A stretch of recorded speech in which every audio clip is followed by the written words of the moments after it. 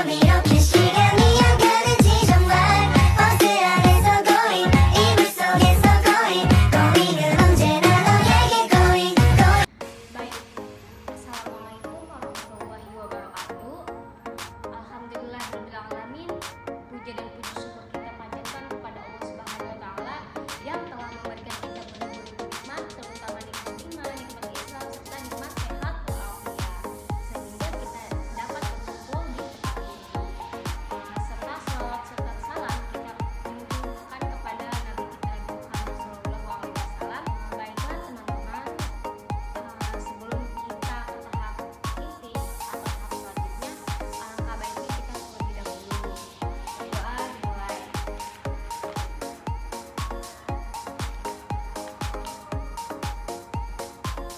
Berdoa selesai. Apa kabar teman-teman semua? Sepertinya kalian kurang semangat. Ketika saya menanyakan kabar, kalian jawab alhamdulillah, luar biasa, Allahu Akbar. Apakah kalian bisa mengerti? Saya menanyakan ulang ya. Apa kabar adik-adik semua? Baiklah, izinkan saya perkenalan diri ya, karena tak kenal maka tak sayang, tak sayang maka tak cinta. Maka dari itu izinkan saya perkenalan diri. Nama saya Sherly Weda. Saya berasal dari Universitas Islam Negeri Sultan Maulana Hasanuddin Banten.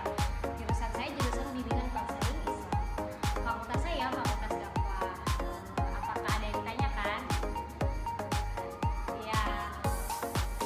Baiklah teman-teman, sebelum saya ke tahapan pembuatan program, saya akan melakukan asesmen atau need assessment kepada teman-teman semua terlebih dahulu. Baiklah teman-teman, sebelumnya apakah ada yang tahu apa itu asesmen?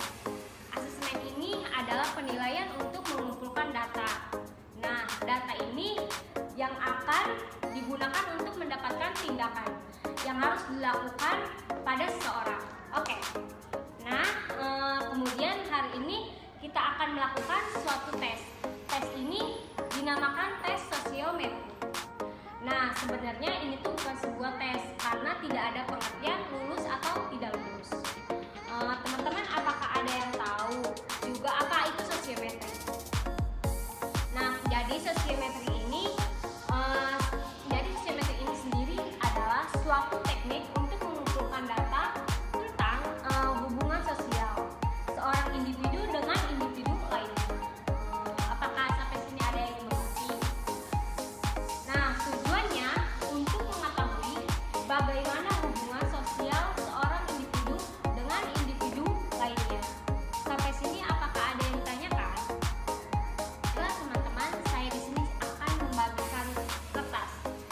Kertas di sini sebelumnya ada identitas terlebih dahulu ya. Kalian harus mengisi identitas. Di antaranya ada nama, kelas kalian kelas apa, misalnya kelas A, kelas B, kalian isi di situ. Nah, ada pertanyaan juga.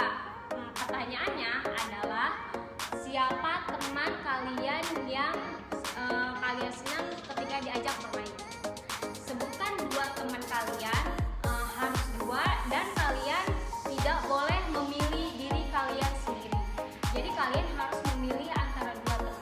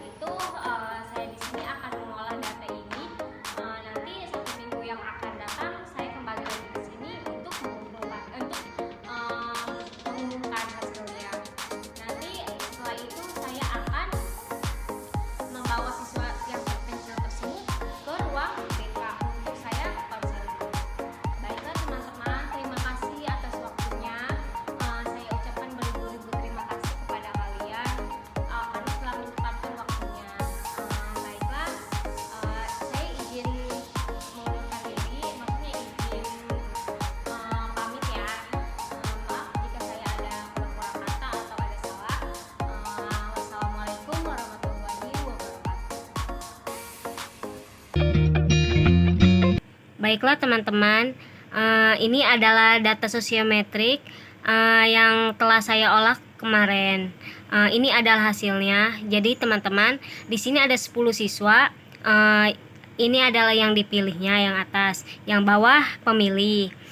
Kenapa di sini saya beri warna merah? Karena keterangan di sini adalah si pemilih ini dilarang memilih dirinya sendiri. Contohnya, ini adalah pemilih nomor 1 melarang memilih nomor 1. Maka dari itu saya tandai dengan berwarna merah. Selanjutnya, kenapa ada nomor 2 dan nomor 1?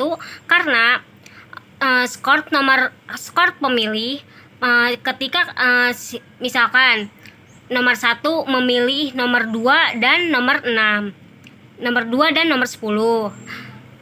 Kenapa saya beri skor nomor 2 ini 2 dan 10 itu 1? Dikarenakan si pemilih nomor 1 ini memilih nomor 2 dengan pilihan yang pertama dan nomor 10 dan pilihan nomor 2. Karena yang dipilih nomor 1 itu skornya 2 dan yang dipilih nomor 2 skornya 1. Baiklah, contohnya kayak nomor 2 nih. Yang dipilih yang pertama, yang pilihan yang pertama itu nomor 6. Maka dari itu saya memberi skor 2. Pilihan keduanya itu nomor 1, maka dari itu saya memberi skornya 1. Karena yang tadi saya bilang, yang dipilihnya pertama dapat skor 2 dan yang dipilih kedua dapat skor 1. Selanjutnya di sini ada jumlah skor. Kenapa di sini ada nomor 4? Karena jumlah dari atas sampai nomor 10 ini kita jumlahkan. Nomor 2 ada 1, 2 tambah 2 jadi 4, maka jumlah skornya adalah 4. Selanjutnya di sini ada 3 karena 2 ditambah 1 adalah 3. Selanjutnya ada 2 karena di kolom ini ada 1 doang nomor 2, maka dari itu saya mengisi nomor 2 terus sampai nomor 10. Di sini ada 7. Kenapa ada 7? Karena 1 tambah 2 3, 3 tambah 1 4, 4 tambah 2 6, 6 tambah 1 7. Selanjutnya di sini ada jumlah. Jumlah itu yaitu di kolom dari kolom komentar ini, barisan yang pertama nih. Kita jumlahkan ada 1 2 3, maka dari itu saya beri 3. Yang kenapa ini saya kasih 2? Karena 1 2. Jadi yang apa sih yang jajaran kolomnya itu kita beri jumlah gitu ya.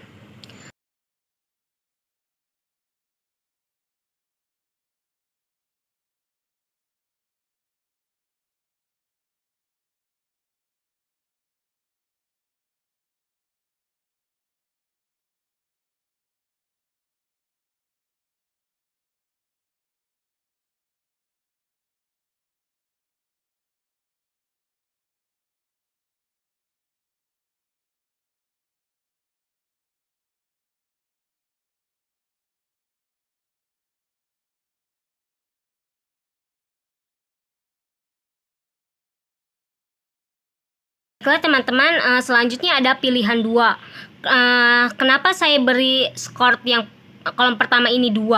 Dikarenakan pilihan kedua tadi kan skornya 1. Nih, ada di kolom komentar dari 1 sampai 10 ini ada skor 2-nya, ada skor 1-nya ini 2 yang pilihan keduanya. Maka dari itu saya isi 2. Selanjutnya, saya kenapa isi 1? Karena pilihan keduanya ini ada 1 di nomor 9. Maka dari itu saya isinya 1. Selanjutnya, kenapa saya isi 0? Dikarenakan di sini pilihan keduanya tidak ada yang memilih, tidak ada pilihan 2. Adanya pilihan 1 yang skornya 2. Jadi tidak ada pilihan kedua. Maka dari itu saya isi 0. Kenapa saya isi 2? Karena kan pilihan yang keduanya ada 1, 2, maka dari itu saya isi 2. Selanjutnya, pokoknya kalian terus isi kolomnya ini yang seperti yang saya tadi jelaskan. Kenapa saya isi 3? Dikarenakan pilihan keduanya ada 3, 1, 2, 3. Baiklah teman-teman, ini adalah hasil sosiometrik yang saya olah kemarin. Ini dia hasilnya. Baiklah teman-teman, ini adalah hasil sosiogram untuk menentukan siswa yang terfavorit dan siswa yang terasingkan. Baiklah, di sebelah kiri saya ada ini pemberian skor ya. Pilihan pertama diberi skor 2, sedangkan pilihan kedua diberi skor 1. Kenapa di sini ada tanda panah yang berbeda antara hitam dan merah? Karena hitam menunjukkan pilihan 1, sedangkan merah menunjukkan pilihan kedua. Selanjutnya di sini ada perbedaan antara kotak dan bulat. Nah, perbedaan ini menunjukkan yang kotak adalah siswa laki-laki dan bulat adalah siswa perempuan. Nah, ada yang tahu nggak ini kenapa panahnya angka 2 ke 10? Ini menunjukkan bahwa siswa nomor 2 ini memilih siswa nomor 10. Nah, tanda panahnya ini ada yang merah dan hitam. Karena pilihan pertama si siswa nomor 2 ini menunjukkan ke siswa nomor 6. Maka dari itu saya bedakan antara hitam dan merah karena siswa nomor 2 ini pilihan pertamanya si nomor 6 dan siswa 2 ini pilihan keduanya menunjukkan nomor 10. Nah, selanjutnya takut kalian kurang paham, kita memberikan contoh lagi ya. Nih, si siswa nomor 5 menunjukkan tanda panahnya ke nomor 10 dan nomor 8. Kenapa saya bedakan tanda panahnya antara hitam dan merah? Karena si siswa nomor 5 ini pilihan pertamanya menunjukkan ke nomor 10 dan pilihan keduanya menunjukkan ke nomor 8. Maka dari itu, si siswa nomor 10 ini yang ditunjuk oleh nomor 5 memberikan skor 2. Karena yang tadi saya bilang pilihan pertama diberikan skor 2, sedangkan pilihan kedua diberi skor 1. Nah, kalian bisa lihat di sini si nomor 7 menunjukkan ke nomor 3 dan nomor 10. Nah, si nomor 7 ini memilih 10 dengan pilihan kedua, sedangkan ke nomor 3 pilihan yang pertama. Nah, di sini ada nomor 10. 10 ini ada siswa yang paling unggul, yang banyak pemilihnya. Lihat. Di antaranya yang memilihnya nomor 3, nomor 4, nomor 7, nomor 5. Iya udah, nomor sampai 4 dong. Udah pas nomor 5 udah cut. Gimana kalian sudah dapat dipahami nggak? Nih, kenapa saya taruh nomor 10 di tengah? Dikarenakan si 10 ini adalah siswa yang unggul. Nah, meskipun si nomor 10 ini banyak penggemarnya antara nomor 3, nomor 7, nomor 5, ya kan? Nomor 2 memilih nomor 10, tapi nomor 10 sendiri hanya memilih 2, di antaranya nomor 1 dan nomor 5. Nomor 1 pilihan ke-1 dan 5 pilihan kedua. Jadi nomor 10 ini saling timbal balik gitu memilihnya. Nomor 5 memilih nomor 10 dengan pilihan yang kedua dan nomor 10 memilih nomor 5 dengan pilihan kedua. Nah, dapat kalian lihat di sini ada timbal balik antara siswa nomor 10 dan siswa nomor 5. Lihat, ini ada timbal balik ya kan? Jadi tidak semuanya bisa timbal balik gitu kan? Sedangkan nih nomor 5 pilihan kedua nomor 8. Nah, teman-teman, tidak selesai sampai di sini karena di sini ada siswa nomor 7. Siswa nomor 7 ini memilih nomor 3 sedangkan siswa nomor 3 tidak memilih nomor 7, tidak ada timbal balik. Siswa nomor 7 memilih nomor 10 sedangkan siswa nomor 10 tidak memilih dirinya. Jadi, siswa nomor 10 ini memilih temannya sedangkan temannya tidak ada satupun yang memilih. Intinya siswa ini tidak ada timbal balik gitu ya. Siswa nomor 7 ini dianya memilih temannya tapi temannya tidak ada satupun yang timbal balik kepada dirinya. Nah, jadi dapat kalian lihat siswa terunggul jatuh kepada nomor 10, sedangkan siswa yang terasingkan atau tidak ada yang memilih jatuh kepada nomor 7. Ini adalah hasilnya. Jadi yang perlu dikonselingi di sini adalah siswa nomor 7. Kenapa gitu kan tidak ada memilih? Kok bisa terasingkan, gak kan? Baiklah teman-teman, ini adalah hasil program untuk siswa yang harus dikonseling. Nah, di antaranya ada nomor, jenis kegiatan atau layanan, bidang bimbingan. Nah, bidang bimbingan ini terbagi menjadi 4. Ada bidang pribadi, sosial, belajar, karir. Selanjutnya ada fungsi bimbingan dan konseling. Ada tujuannya, ada sasarannya, dan ada waktunya. Nah, di bidang kegiatan ini yang pertama ada persiapan. Yang pertama, membagikan tugas guru bimbingan dan konseling Islam atau konselor. Tujuannya untuk mencapainya efektivitas layanan bimbingan dan konseling. Nah, saya melaksanakannya di bulan Juli. Selanjutnya ada yang kedua ada asesmen kebutuhan. Nah, tujuannya untuk terungkapnya kebutuhan peserta didik atau konseling. Sasarannya siswa kelas 7 dan 8. Selanjutnya ada menyusun program bimbingan dan konseling.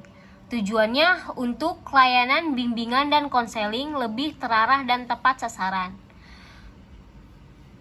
Nomor berikutnya ada konsultasi program bimbingan dan konseling. Tujuannya tercapainya keberhasilan layanan bimbingan dan konseling. Yang terakhir ada pengadaan sarana atau prasarana bimbingan dan konseling. Nah, tujuannya ini untuk terpenuhinya kebutuhan sarana yang menunjang keberhasilan layanan bimbingan dan konseling. Saya melaksanakannya nomor 7. Apakah kalian memahaminya? Ini baru tahap persiapan ya sampai sini. Nah, selanjutnya di sini ada layanan bimbingan dan konseling. Yang pertama ada layanan dasar.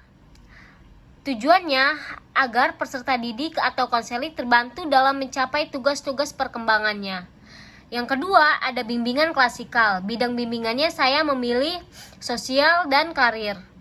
Fungsi bimbingan dan konselingnya yang pertama pemahaman, yang kedua pengembangan. Tujuannya tatap muka dan pemberian informasi kepada peserta didik atau konseling sesuai dengan program bimbingan. Nah, sasarannya siswa nomor 7 dan nomor 8, waktunya tanggal 5 Juli sampai akhir Juli. Selanjutnya ada bimbingan kelas besar atau lintas kelas. Nah, teman-teman, saya bidang bimbingannya memilih belajar dan karir.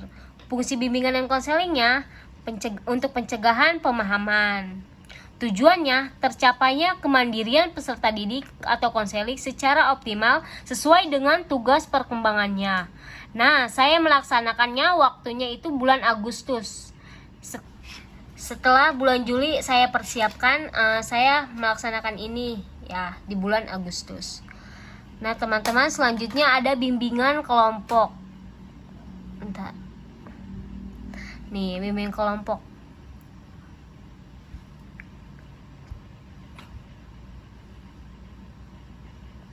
Nah, fungsinya di sini, fungsi bimbingan konselingnya pemahaman dan pengembangan. Nah, tujuannya agar telayaninya kebutuhan melalui bimbingan kelompok. Sasarannya siswa nomor 7 dan nomor 8, waktunya dilaksanakannya bulan Agustus. Selanjutnya di sini ada pengembangan media bimbingan dan konseling. Nah, pemahaman tujuannya agar peserta didik atau konseling memperoleh informasi yang bermanfaat bagi dirinya. Sasaran siswa nomor 7 dan nomor 8 dilaksanakannya bulan Agustus. Lanjut ada papan bimbingan. Nah, di sini tujuannya agar peserta didik atau konseling memperoleh informasi melalui media tulis. Sasaran siswa kelas 7 dan 8. Ya. Yang terakhir ada pamflet. Tujuannya peserta didik atau konseling memperoleh informasi melalui cetak. Sasarannya siswa nomor 7 dan nomor 8. Nah, selanjutnya ada peminatan dan perencanaan individual. Nah, di sini diantaranya konseling individual. Di sini nih, konseling individual. Fungsinya pengentasan. Tujuannya terbentuknya peserta didik atau konseli dalam mengatasi hambatan atau memecahkan masalah yang dialaminya. Sasaran siswa nomor 7 dan nomor 8 dilaksanakannya September. Yang kedua ada konseling kelompok. Nah, saya bidang bimbingan di sini memilih belajar. Fungsinya untuk pengentasan, tujuannya untuk memecahkan masalah konseli atau peserta didik secara bersama-sama melalui konseling kelompok. Sasarannya siswa nomor 7 dan nomor 8. Selanjutnya ada konsultasi. Fungsinya pemahaman dan pengembangan. Tujuannya terbentuknya memberikan informasi yang dibutuhkan oleh peserta didik. Sasarannya siswa nomor 7 dan nomor 8. Selanjutnya ada konferensi kasus. Fungsinya pengentasan. Tujuannya diperoleh kesepakatan bersama mengenai masalah peserta didik atau konseli. Sasarannya siswa nomor 7 dan nomor 8 dilaksanakannya September. Selanjutnya ada advokasi. Fungsinya pengentasan. Tujuannya teraktasinya masalah konseli yang terkait dengan pihak lain agar hak konseli tetap terlindungi. Sasarannya siswa nomor 8. Nah, teman-teman, di sini juga ada dukungan sistem. Yang pertama, melaksanakan dan menindaklanjuti asesmen termasuk kunjungan rumah. Tujuannya pengumpulan data dan kebutuhan peserta didik. Sasarannya siswa nomor 7 dan nomor 8. Dilaksanakannya Oktober. Kunjungan rumah. Dukungan sistemnya kunjungan rumah. Tujuannya untuk mengetahui langsung kondisi peserta didik di lingkungan rumah. Sasarannya siswa nomor 7 dan nomor 8. Selanjutnya ada menyusun dan melaporkan program bimbingan dan konseling. Tujuannya bertanggung jawab kinerja kepada kepala sekolah. Siswa nomor 7 dan siswa nomor 8. Membuat evaluasi penilaian. Tujuannya penilaian ketercapaian program layanan bimbingan dan konseling. Nah, di sini sasarannya siswa nomor 7 dan nomor 8. Saya melaksanakannya bulan Oktober.